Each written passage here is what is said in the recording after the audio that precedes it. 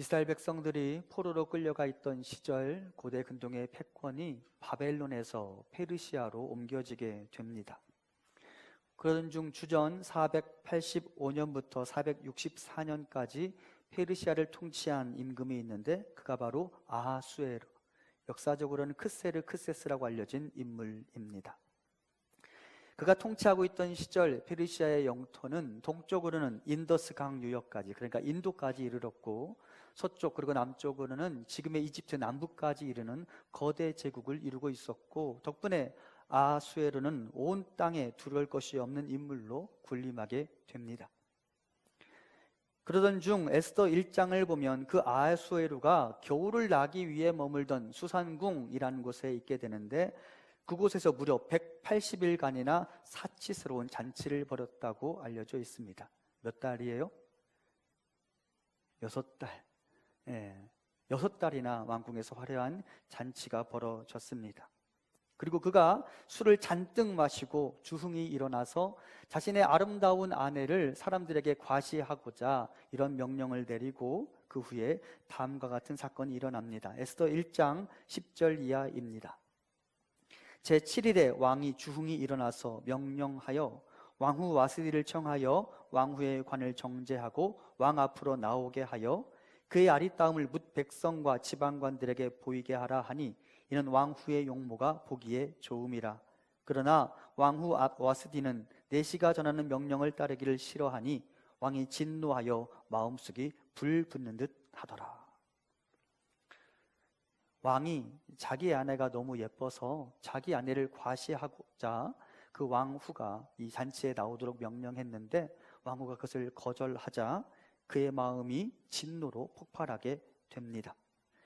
술김에 내린 명령을 어긴 자신의 왕비를 향하여 진노하고 마음속에 불 붙는 것 같은 화를 품게 됩니다. 그리고 그는 자신의 잔치 분위기를 망쳤다는 이유로 자신의 아내를 폐위시켜 버립니다. 매우 즉흥적이며 감정적이고 화를 잘 내는 사람의 전형적인 모습이 아닌가 생각됩니다. 아무리 보아도 거대 제국의 임금이라고 하기에는 너무도 어리석은 사람처럼 보입니다. 그리고 이렇게 쉽게 화를 내고 쉽게 의사결정을 내리는 사람의 특징이 무엇인지 아십니까? 후회를 잘합니다. 금세 후회합니다. 에스더 2장 1절입니다. 그 후에 아하수에로 왕의 노가 그침에 와스디와 그가 행한 일과 그에 대하여 내린 조서를 생각하거늘. 여기서 생각하거늘 이라는 단어는 원어상으로 후회하다라는 단어로 번역이 가능합니다. 쉽게 화를 내고 쉽게 후회를 하는 사람, 감정과 본능에 따라 움직이는 지도자, 아무리 보아도 탐탁치 않습니다. 그것뿐입니까? 그는 과시욕이 강할 뿐만 아니라 재물욕 또한 대단한 사람이었습니다. 나중에 하만이라는 정치 지도자가 임금에게 은 1만 달란트를 주면서 유대 민족을 멸절하자라고 제안했을 때도 그는 돈에 눈이 멀어서 자신의 국가 백성들 중 몇 명이 사라질지에 대해서는 계산도 한번 안 해보고 그 조서에 자신의 도장을 찍었다라고 말하고 있습니다. 또한 그는 성적인 탐욕 또한 불쾌할 정도로 많은 사람이었습니다. 성경을 읽어보면 그는 와스디를 폐위시킨 후 약 4년의 시간이 지난 다음에 에스더라는 여인을 왕비로 삼았습니다. 그러면 그 4년 동안 어떤 일이 일어났을까요? 역사적으로 와스디가 폐위된 지 약 4년 동안에 페르시아는 그리스와 전쟁을 벌이게 됩니다.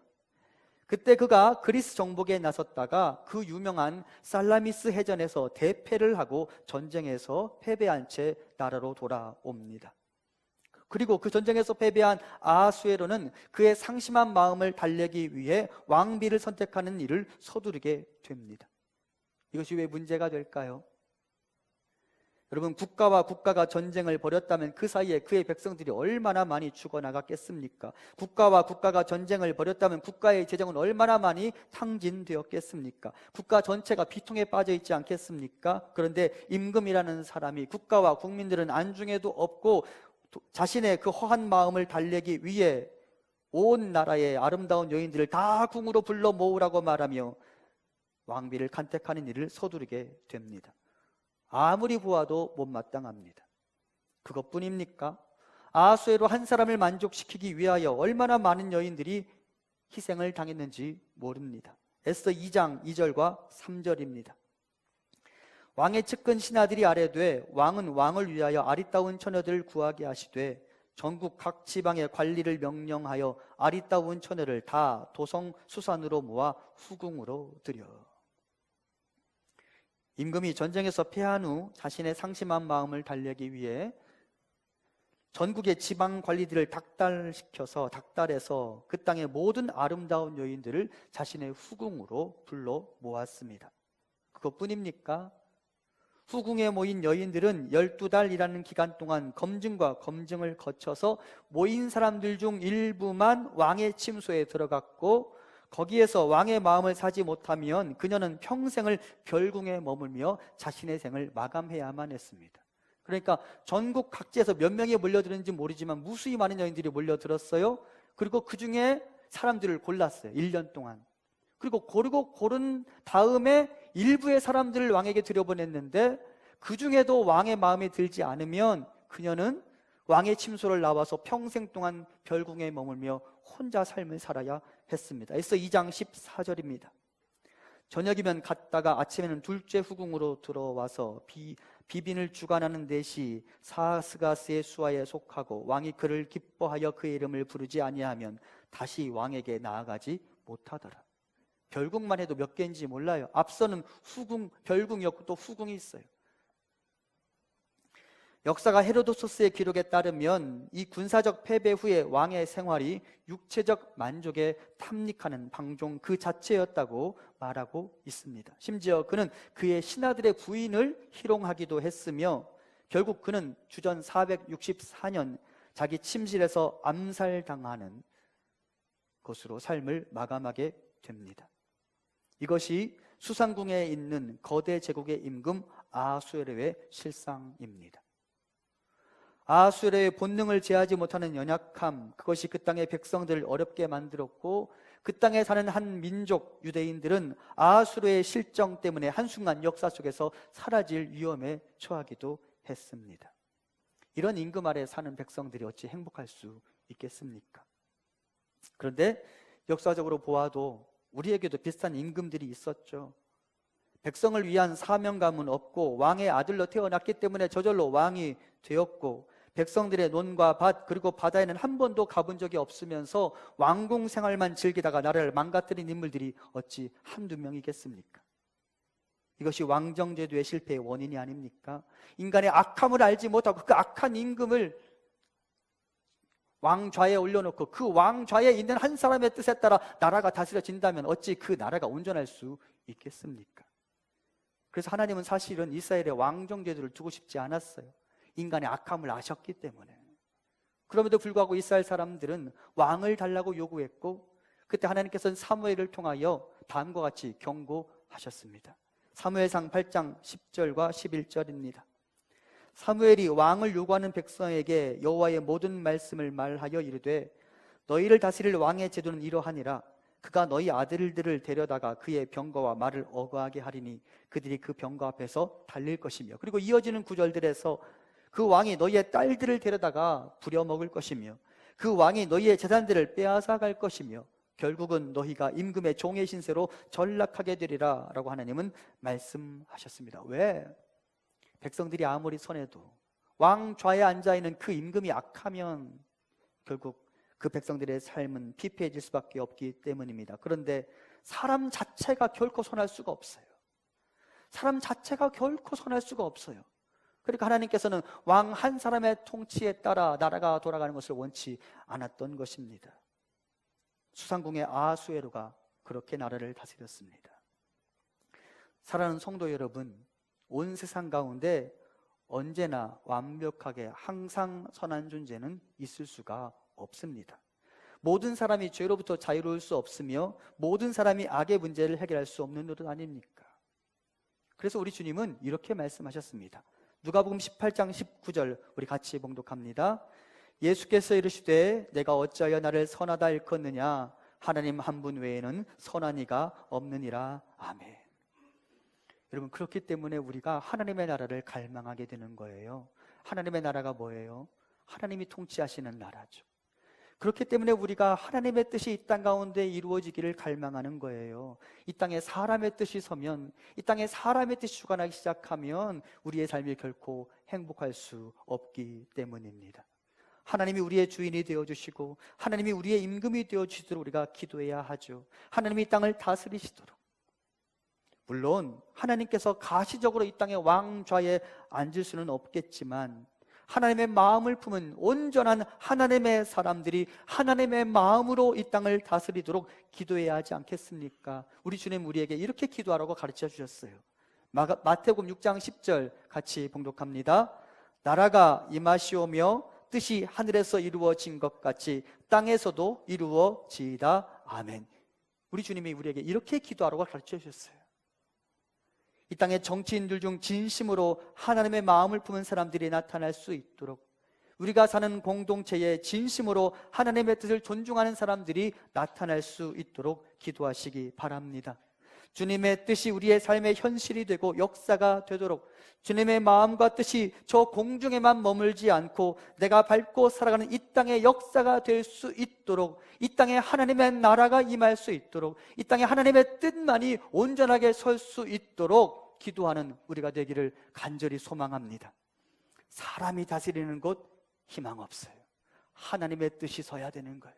하나님의 통치가 임해야 되는 거예요. 그 하나님의 나라가 이 땅 가운데 임하기를 우리 모두가 진심으로 기도하고 하나님의 나라를 사모할 수 있기를 간절히 소망합니다. 한편 이렇게 어둡고 절망적인 땅에서 하나님은 조용히 하나님의 일을 준비하셨습니다. 사실은 이 에스더라는 성경책이 논란의 책인데요, 사람들이 이 에스더라는 성경책을 구약 39권 중 하나로 인정해야 되느냐 마느냐 가지고 많은 논쟁을 벌여왔어요. 왜냐하면 이 에스더라는 성경책에 하나님 혹은 여호와라는 이름이 단 한 번도 등장하지 않아요. 그런 책이 또 하나 있어요. 뭘까요? 아가서.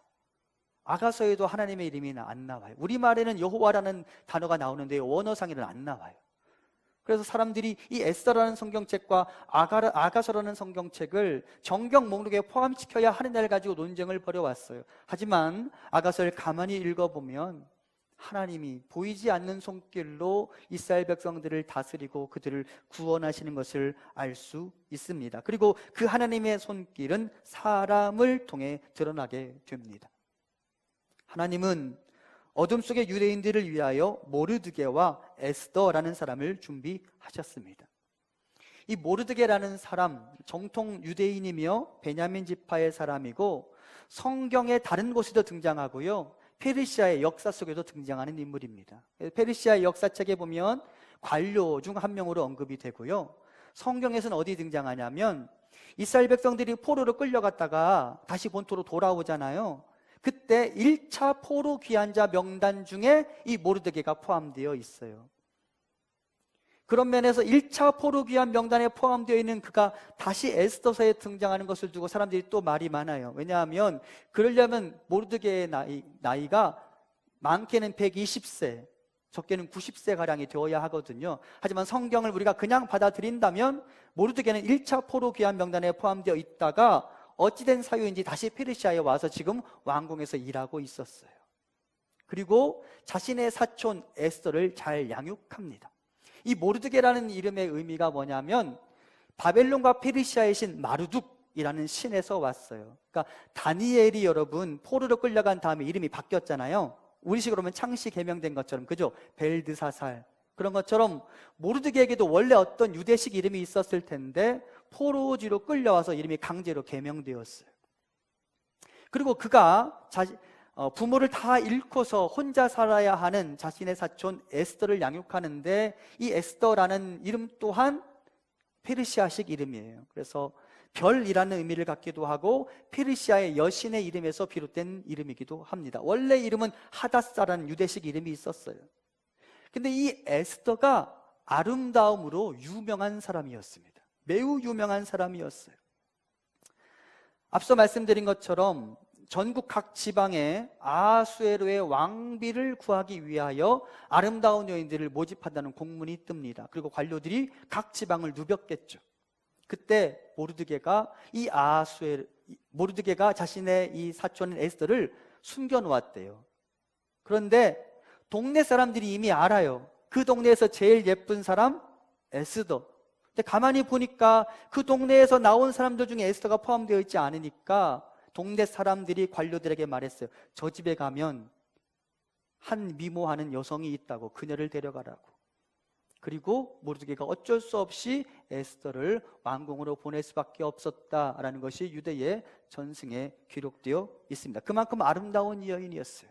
본문 7절을 한번 보겠습니다. 아름다우신 여성분들만 한번 읽어볼까요? 에스더 2장 7절 같이 시작. 그의 삼촌의 딸 하다사 곧 에스더는 부모가 없었으나 용모가 곱고 아리따운 처녀라. 그의 부모가 죽은 후에 모르드게가 자기 딸같이 양육하더라. 아멘. 여기 보면 에스더에 대해서 용모가 곱고 아리따다라고 말하는데, 성경에서 이런 칭찬을 들은 사람이 몇 명 안 돼요. 사라, 아비가일, 술람미 여인, 그리고 에스더. 매우 아름다운 여인이었죠. 랍비들의 기록에 따르면 구약시대 이스라엘에 4대 미녀가 있대요. 누가 생각나세요? 사라. 애굽 왕이 반했잖아요. 그렇죠. 사라. 그리고 여리고 성의 기생 라합. 그리고 다윗의 후처 아비가일. 그리고 에스더. 4대 미녀라고 알려져 있습니다. 그녀의 아름다움이 워낙 탁월했기 때문인지 그녀는 다른 것으로 굳이 꾸미지 않아도 그 미모가 다른 사람들이 볼 때 특출났다고 합니다. 에스더 2장 15절입니다. 모르드게의 삼촌 아비아일의 딸, 곧 모르드게가 자기의 딸같이 양육하는 에스더가 차례대로 왕에게 나아갈 때에 궁녀를 주관하는 내시 헤게가 정한 것 외에는 다른 것을 구하지 아니하였으나 모든 보는 자에게 사랑을 받더라. 그 왕궁에 몰려든 다른 여성들은 화장을 진하게 하고 여러 장식품들을 더 많이 달았던 것 같아요. 그런데 에스더는 다른 것을 요구하지 않았어요. 나는 그냥 기본적인 것만 하면 됩니다. 자신이 있었으니까. 그런데도 불구하고 그녀는 그 아름다움이 다른 사람들에 비해 월등해서 많은 사랑을 받았다라고 성경은 기록하고 있습니다. 이렇게 성경도 그녀의 아름다움을 칭송하고 유대의 찬송과 문헌, 전승과 문헌들도 그녀의 아름다움을 강조하는 것을 보면 그녀의 아름다움이 그녀가 왕비로 선택된 이유인 것처럼 보입니다. 그렇다면 하나님은 그녀가 아름다웠기 때문에 그녀를 유대 민족을 위한 구원의 통로로 결정하신 것일까요? 결국은 하나님도 사람의 외모를 보시는 것일까요? 그렇다면 정말 하나님은 외모가 훌륭한 사람들을 좋아하시는 것일까요? 그렇지 않다는 거 우리가 다 알잖아요. 그렇죠? 사무엘상 16장 7절 같이 봅니다. 여호와께서 사무엘에게 이르시되 그의 용모와 키를 보지 말라. 내가 이미 그를 버렸노라. 내가 보는 것은 사람과 같지 아니하니 사람은 외모를 보거니와 나 여호와는 중심을 보느니라 하시더라. 하나님은 무엇을 보신다고요? 중심을 보시죠. 그러니까 하나님이 에스더가 아름다웠기 때문에, 그녀의 미모가 워낙 탁월했기 때문에 하나님은 그녀 아니면 안 되어서 그녀를 선택했다라고 보기가 어렵죠. 게다가 여러분, 우리가 이미 알고 있는 것처럼 성경이 말하는 아름다움은 겉으로 드러나는 외면의 아름다움 이상의 것을 포함하고 있잖아요. 사실 오늘 본문에 에스더를 칭찬할 때 사용된 이 아름다움이라는 단어는 사람의 외모를 칭찬하는 것뿐만 아니라 지혜롭고 다른 사람을 즐겁게 하고 유익하게 하다는 의미를 갖습니다. 그렇다면 에스더의 내면과 성품과 지혜 또한 그녀의 외모만큼 훌륭했을까요? 하나님은 그녀의 외모뿐만 아니라 내면이 아름다웠기 때문에 그녀를 선택하셨을까요?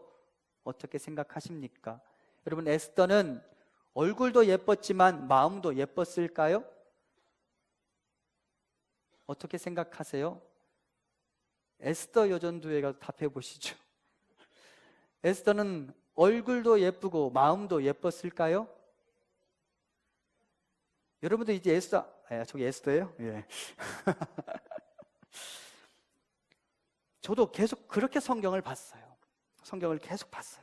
그런데 여러분, 에스더의 어디를 읽어보아도 에스더의 외모의 아름다움 이외에 그녀의 내적인 어떤 성숙과 지혜를 발견하기 어려운 것이 사실입니다. 물론 나중에 그녀가 어떤 위대한 결단을 보여주기는 하지만 그것은 위기를 통해 개발되고 드러난 것일 뿐, 그녀가 왕비가 되는 과정을 가만히 살펴보면 그녀가 어떤 내적인 아름다움을 갖추고 있었다는 기록을 단 한 구절도 찾기 어렵습니다. 그렇다면 여러분께 이렇게 질문해 볼게요. 하나님은 이스라엘 백성들을 구하기 위해 꼭 에스더여야 했을까요? 어떻게 생각하세요? 꼭 에스더여야 했을까요? 에스더 말고는 방법이 없었을까요? 에스더 그녀여야만 했을까요? 그것 또한 노라고 말할 수 있습니다. 하나님이 그냥 그녀를 선택하셨을 뿐입니다. 그녀가 아름다웠기 때문에 하나님이 그녀를 선택한 게 아니라는 말입니다. 하나님이 꼭 에스더가 필요했던 게 아니라는 말입니다. 어떻게 알 수 있느냐? 나중에 모르드게가 그녀에게 말하는 것을 통해 알 수 있어요. 우리 함께 에스더 4장 14절 같이 봉독합니다. 이때 내가 만일 잠잠하여 말이 없으면 유다인은 다른 데로 말미암아 노임과 구원을 얻으려니와 너와 내 아버지 집은 멸망하리라. 내가 왕 후의 자리를 얻은 것이 이때를 위함이 아닌지 누가 알겠느냐 하니. 모르드게가 유대 전체가 한꺼번에 살릴 위험에 처했을 때 에스더에게 말합니다. 네가 가서 이제 왕의 마음을 돌려놓아야 돼. 그때 에스더가 안 돼요. 왕이 나한테 지시하지 않은데 내가 나가면 나 죽어요. 그러자 모르드게가 말합니다. 야, 네가 지금 왕비가 된 것이 너 때문인 줄 알아? 너 한 사람 때문인 줄 알아? 그렇지 않아. 만일 내가 여기서 잠잠하면 너는 살고 우리는 죽을 것 같아? 아니야. 우리도 죽고 너도 죽어. 아니, 우리는 살아. 하나님은 너 말고 다른 방법으로 우리를 살리실 거야 라고 말하고 있는 거예요. 이제 질문해 봅니다. 하나님은 에스더여야만 했습니까? 아니에요. 에스더 말고 다른 구원의 방식으로 이스라엘을 살릴 수 있었습니다. 그녀가 순종하지 않았다면 하나님의 구원은 그녀가 아니어도 다른 사람들을 통해 유대인에게 흘러갔을 것입니다. 그러므로 하나님은 반드시 아름다운 여인 에스더가 필요했던 게 아니라는 점을 알아야 합니다. 여러분, 하나님께서 요나서를 보면 하나님께 요나를 집요하게 추적해 나가시죠. 그렇죠? 배 밑에 숨어도 추적해 나가시고 물고기 뱃속까지 추적해 나가십니다. 왜 그렇게 요나를 집요하게 추적해 나가셨을까요? 요나가 워낙 뛰어난 설교자여서 요나가 아니고는 니느웨 백성들이 회개하지 않을 것 같아서 요나를 선택하시고 요나를 불렀던 것일까요? 그래요, 안 그래요? 안 그래요. 요나가 아니어도 돼요, 하나님은. 그런데 왜 하나님은 요나를 그렇게 집요하게 물고 늘어지신 것일까요? 요나를 살리기 위해서, 요나를 구원하기 위해서. 하나님께서 나중에 요나에게 그렇게 말씀하시죠. 이성 니느웨에 좌우를 분별하지 못하는 사람이 무수히 많다. 내가 그들 어찌 아끼지 않겠느냐고 말하는데, 여러분, 그 니느웨 성에 좌우를 분별하지 못하는 사람 중 한 명이 누구였을까요? 누구였어요? 요나예요. 하나님은 요나를 살리시기 위해 요나를 선택하신 거예요. 그 사건을 계기로 요나가 깨닫기를 원하셨기 때문에, 그 사건을 계기로 요나가 구원받기를 원하셨기 때문에 하나님이 굳이 말씀하시는 거예요. 요나야, 너의 탁월함 때문이 아니라 너를 위해 나는 내가 필요하다고 말씀하시는 거예요. 이해되십니까? 2주간에 우리 성도님들과 함께 새벽에 사르밧 과부에 대한 이야기를 나누었어요. 사르밧 과부. 이스라엘 백성들이 영적으로 가장 어둡고 절망적이던 아합 임금 시절 하나님께서 한 선지자를 준비하셨습니다. 엘리야입니다. 하나님은 이스라엘에게 앞으로 수년 동안 비도 이슬도 있지 않을 것이라고 말씀하시면서 엘리야를 살리시기 위해 엘리야야, 사르밧에 가서 한 과부에게 먹을 것을 달라고 요청하라 라고 말씀하셨습니다. 그리고 엘리야가 사르밧에 가서 과부에게 요청합니다. 나를 위해 먹을 것을 만들어다오. 하지만 그녀가 섣불리 답할 수가 없었습니다. 왜냐하면 식재료가 거의 없었어요. 남은 것이라고는 자신과 자신의 유일한 아들, 딱 두 사람만 먹을 것밖에 없었어요. 한 끼 식재료밖에 없었어요. 그녀가 평상시에 아무리 다른 사람들 잘 챙겨주는 사람이었다 할지라도 지금은 자기의 것을 엘리야에게 내주기가 어려웠어요. 그리고 그때 엘리야가 사르밧 과부에게 이렇게 말합니다. 17장 13절입니다. 열왕기상입니다. 엘리야가 그에게 이르되 두려워하지 말고 가서 내 말대로 하려니와 먼저 그것으로 나를 위하여 작은 떡 한 개를 만들어 내게로 가져오고 그 후에 너와 내 아들을 위하여 만들라. 엘리야가 말합니다. 걱정하지 마, 두려워하지 마. 그리고 나를 위하여 음식을 만들고 그 후에 너와 내 아들을 위하여 음식을 만들어 다오. 사르밧 과부 입장이라면 걱정이 됐을 거예요. 들어주기도 참 어렵고 거절하기도 어려웠을 거예요. 왜냐하면 엘리야가 어떤 사람인지 알았기 때문이죠.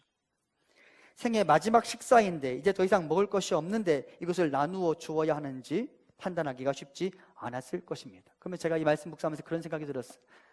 내가 사르밧 과부라면 이렇게 말했을 것 같은 거예요. 하나님, 김점수 권사님 집에 가면 먹을 게 더 많아요. 김점수 권사님 집으로 가세요. 박장님 집에 가면 빵이 더 많아요.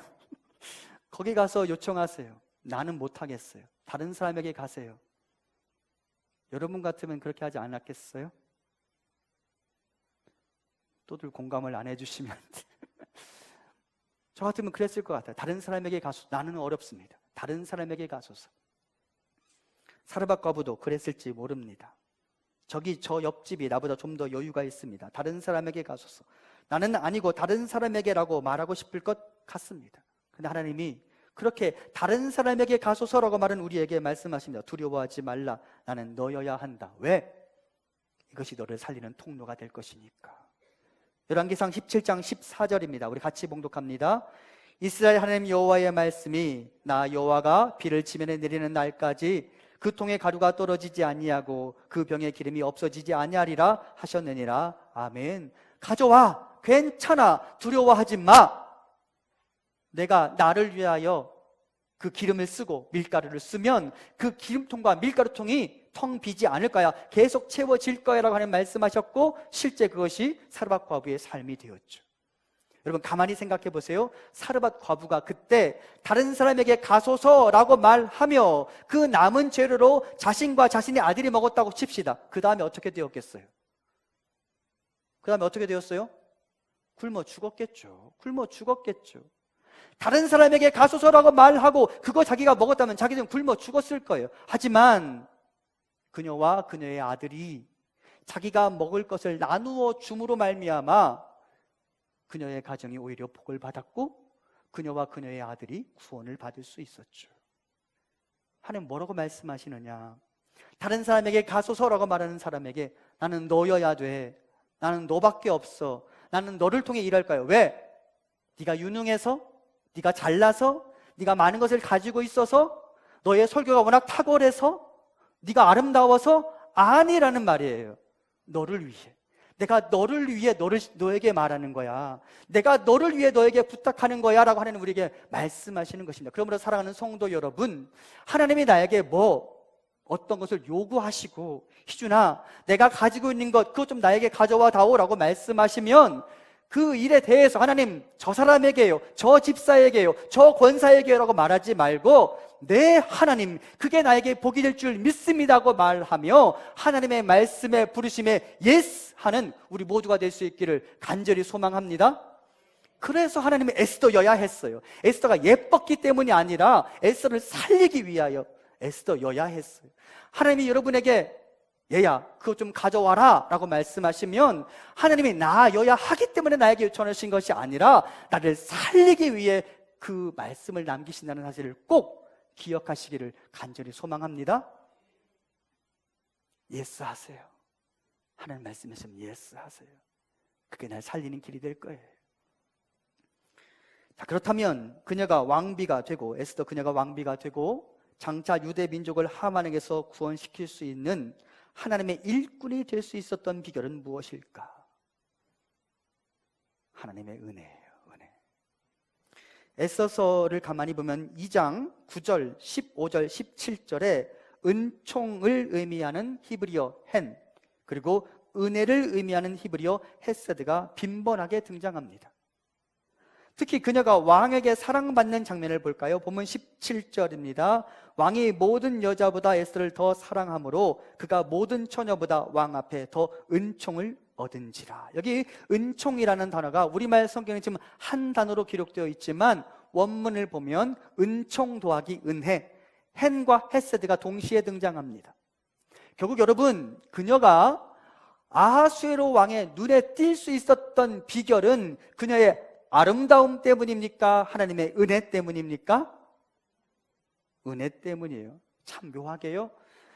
에스더 2장을 가만히 읽어보면 앞부분에는 그녀의 아름다움에 대한 이야기가 빈번하게 등장하지만 그녀가 왕비로 선택되는 과정 중에는 그녀의 아름다움에 대한 묘사가 단 한 번도 등장하지 않습니다. 오직 뭐만 있을까요? 은혜만 있어요. 여러분, 하나님의 은혜가 임하면 하나님은 그 사람을 찬란하게 빛나도록 만들어 주십니다. 대표적인 사람이 누군지 아세요?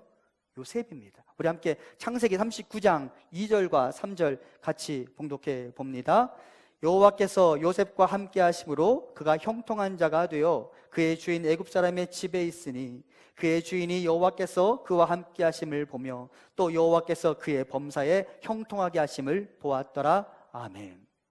요셉 17살 난 소년이었고 그 집 주인의 집에서 가장 어리고 가장 힘이 없는 하인이었을 가능성이 높아요. 말은 잘했을까요? 애굽 말을 잘했겠어요? 별로 못했겠죠. 그런데 어떻게 요셉이 보디발의 주목을 받았을까요? 하나님이 요셉을 빛나게 하신 거예요. 하나님이 보디발의 눈에 요셉이 눈에 들도록 만드신 거예요. 하나님이 은혜를 베푸시면 많은 사람들이 그를 주목하게 되어 있어요. 에스더가 그 은혜를 받았어요. 하나님이 아하수에로 왕의 눈을 멀게 하셨어요. 나는 이 에스더 아니면 안 된다라는 판단을 내리게 하신 것이죠. 하나님의 은혜가 그녀에게 임했습니다. 이것이 에스더가 왕비로 선택될 수 있었던 이유이며 이것이 하나님이 아하수의 폭정 속에서도 이스라엘 민족을 구원하실 수 있는 무기가 되었습니다. 하나님의 은혜. 제가 에스더서를 묵상하면서 이 책은 제2의 출애굽기 같다라는 생각을 하게 되었습니다. 애굽 속의 이스라엘은 바로의 명령에 따라 그 민족의 모든 남자아이가 다 사라질 뻔한 위험에 처했었습니다. 그것은 민족이 사라지는 것을 의미하죠. 하지만 하나님은 다양한 사람들을 통하여 이스라엘의 지도자 모세라는 사람을 살려내셨고 그를 통해 하나님은 이스라엘 백성들을 애굽에서 끄집어낼 수 있었습니다. 에스더서도 마찬가지입니다. 우리가 이제 계속 살펴보겠지만 페르시아의 임금 아하수에로와 하만이라는 사람의 정치적 음모로 인해 이스라엘 민족 전체가 한 날 한시에 처형을 당할 위기에 처하게 됩니다. 그리고 하나님은 자신이 선택하신 에스더와 모르드게를 통해 하나님의 구원을 흘려보내 주셨습니다. 하나님은 하나님의 백성들의 위기와 고통 속으로 찾아오셔서 그들에게 은혜를 베풀어 주셨고 그들을 구원하셨습니다. 여기 우리에게 은혜를 베푸시기 위해 적극적으로 움직이시는 하나님의 모습이 이렇게 묘사되어 있습니다. 우리 함께 출애굽기 3장 7절과 8절 같이 봉독합니다. 여호와께서 이르시되 내가 애굽에 있는 내 백성의 고통을 분명히 보고 그들이 그들의 감독자로 말미암아 부르짖음을 듣고 그 근심을 알고 내가 내려가서 그들을 애굽인의 손에서 건져내고 그들을 그 땅에서 인도하여 아름답고 광대한 땅 젖과 꿀이 흐르는 땅 지방에 데려가려 하노라. 아멘. 하나님이 애굽에서 고통 중에 신음하는 이스라엘 백성들의 소리를 들으시고 그 근심을 알고 그 다음 내가 뭐해서? 내가 내려가서 하늘 보좌에 가만히 계실 수 없어서 내가 내려가서 내가 저들을 구원하여 내리라 말씀하시죠. 그 하나님의 선택과 그 은혜가 이스라엘 백성들을 살려낸 거예요. 그 하나님의 선택과 그 은혜가 이스라엘 백성들을 구원해낸 거예요. 그 하나님의 은혜가 바로와 아하수레의 마음을 바꾸어낸 거예요. 그 하나님의 은혜가 바로와 아하수레의 폭력의 손에서 이스라엘 백성들을 구원해낸 것이죠. 나의 미모가 아닌, 나의 재능이 아닌, 나의 능력과 인맥이 아닌, 나의 은행의 통장 잔고가 아닌 하나님의 은혜가 나를 살리는 것입니다. 여러분, 예쁘다고 너무 여러분 미모를 믿지 마세요. 내 미모가 나를 살리는 게 아니에요. 은혜가 나를 살리는 거예요. 우리 함께 에베소 2장 8절과 9절 같이 봉독합니다. 너희는 그 은혜에 의하여 믿음으로 말미암아 구원을 받았으니 이것은 너희에게서 난 것이 아니요 하나님의 선물이라. 행위에서 난 것이 아니니 이는 누구든지 자랑하지 못하게 함이라. 아멘. 우리가 무엇으로 구원을 받는다고요? 은혜에 의하여, 믿음으로 말미암아. 내 행위로가 아니라 은혜에 의하여 믿음으로 말미암아. 여러분, 은혜가 나를 살리는 거예요. 아멘. 하나님의 주권적인 힘과 그분의 능력이 나를 살리는 거예요. 나에게 나를 구원할 능력이 없어요. 나에게 나를 살려낼 능력이 없어요. 그러므로 사랑하는 성도 여러분, 내 힘 빼세요. 나를 의지하는 그 마음 이제 버리셔야 합니다. 하나님을 찾으셔야 합니다. 그 은혜가 어디 있을까요? 우리 교회 올해 주제 성경 구절 히브리서 4장 16절 같이 봉독합니다. 그러므로 우리는 긍휼하심을 받고 때를 따라 돕는 은혜를 얻기 위하여 은혜의 보좌 앞에 담대히 나아갈 것이니라. 아멘. 하나님의 그 보좌 그 앞에 은혜가 있어요. 하나님의 그 보좌 앞에 은혜가 이렇게 쌓여 있어요. 그 보좌 말고 어디로 달려가겠습니까? 사랑하는 성도 여러분, 은혜의 보좌 그 앞으로 한 걸음 한 걸음 나오고 그 앞에 머무는 것을 즐거워하는 우리가 되기를 간절히 소망합니다. 뭐가 날 살린다고요? 은혜가 날 살리는 거예요. 은혜가 나를 구원하는 거예요. 기억하세요. 에스더의 미모가 에스더를 구원한 게 아니에요. 은혜가 에스더를 살리고 은혜가 이스라엘을 살리는 거예요. 은혜가 나를 살리는 거예요. 여호와 하나님, 그분 앞에 은혜가 있는 줄 알고 그 은혜만이 나를 살리는 줄 알고 그분을 간절히 찾고 그분의 보좌 앞으로 부지런히 달려가는 우리가 될 수 있기를 간절히 소망합니다. 주께서 우리를 살리실 것입니다.